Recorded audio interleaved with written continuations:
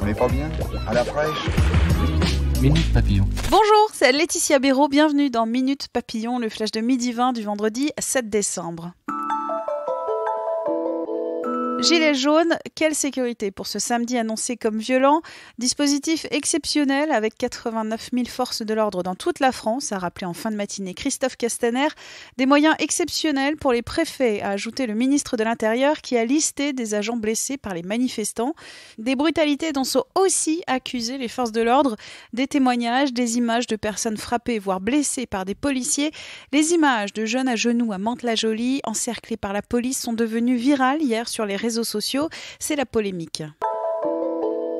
À Paris, 8000 forces de l'ordre demain. La préfecture de police a élargi le périmètre des zones à risque. Les services techniques de la mairie réquisitionnés pour retirer les matériels pouvant être utilisés par les manifestants ou les casseurs, selon Le Point. 100% des policiers de la capitale rappelés, selon Le Parisien. Dans le Pas-de-Calais, interdiction de manifester dans plusieurs points sensibles, annonce en fin de matinée la préfecture. La ville de Bordeaux, elle, ferme par principe de précaution des musées, la grande bibliothèque, mais aussi le jardin botanique et l'opéra, rapporte l'AFP. Gilets jaunes, lycéens, étudiants, syndicats vers une convergence des luttes. C'est non pour le secrétaire général de la CGT. Dans un entretien au Monde, Philippe Martinez estime que ce ralliement avec les Gilets jaunes est impossible au niveau national. Le syndicat Force ouvrière, lui, lève son appel à la grève des routiers pour dimanche.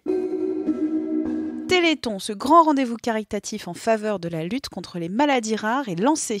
Des dons que vous pouvez faire par SMS au 92 007. C'est 5 € prélevés sur la prochaine facture mobile. Un envoi non surtaxé.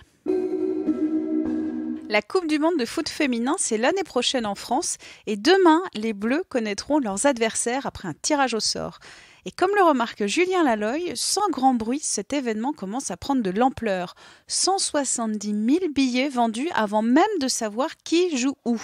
La recette de ce premier succès, un positionnement familial et populaire. Son article à retrouver sur 20 minutes. Minute Papillon, rendez-vous ce soir à 18h20 pour de nouvelles infos.